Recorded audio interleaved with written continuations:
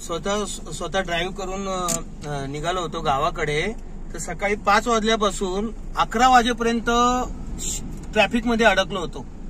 हे नेहमीच झालंय. शहापूर आसनगावचा जो रेल्वेचा ब्रिज आहे, पुलाचं काम चालू आहे. 2019 पासून रखडवलं आहे, तर अजून काम पण होत नाहीये. आणि आता पडग्या वाशिंच्या इथं ब्रिज आहे, त्या ब्रिजचं पण आहे. आणि एवढे मोठे मोठे खड्डे पडले, शिवाय यांना टोल पण देतो आपण, तरी पण ब्रिजचं काम चालू नाही. आज सॅटर्डे भरपूर जण बाहेर निघालेत, फिरायला वगैरे निघालेत, कोणाचं लग्न आहे. एवढं ट्रॅफिक जाम आहे. प्रशासनाला विनंती आहे की लवकरात लवकर काहीतरी तोडगा काढावा.